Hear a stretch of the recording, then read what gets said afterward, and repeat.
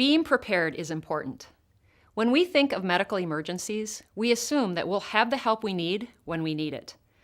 Whether the emergency is life-threatening or not, the potential that something will happen during your season to one of your athletes is real. It doesn't matter if you are a big or small school, from a rural or metro area. Medical emergencies happen. How you respond is important.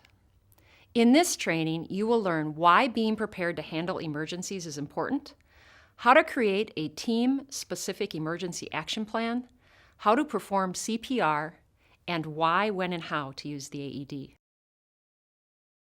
Well, whenever there's a life-threatening event, whether it's a cardiac arrest or heat stroke, time is tissue. That is, the longer it takes for you to get help to that person, the less chance they have of surviving. And when things happen in a hurry, you have to have a plan established to be ready to go. Things that can occur are really common.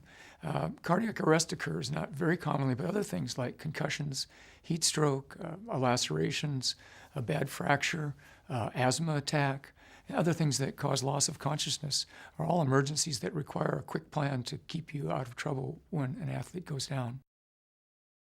As coaches, we create a game plan for every opponent on our schedule, and then we practice that plan with our team.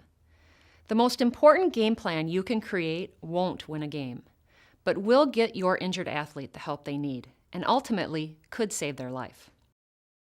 Creating a team-specific emergency action plan is easy. Your role as the coach is to be the lead responder when an emergency happens. To build your emergency action plan, you will identify several students on your team to assist you in getting the help you need. Once you put your plan together, all you have to do is talk about it a couple times during your season, and you will have an effective, coordinated response to handle every emergency without panic or confusion. What I try to do is say to our coaches that there's a couple things we need to learn about this. Number one is that you're responsible for this, that those are your kids and you need to prepare them for all the different situations, just like you do for game situations. This is another kind of situation. And then we also look at, there's a response sheet that we use, and it's really important that it puts kids in pairs.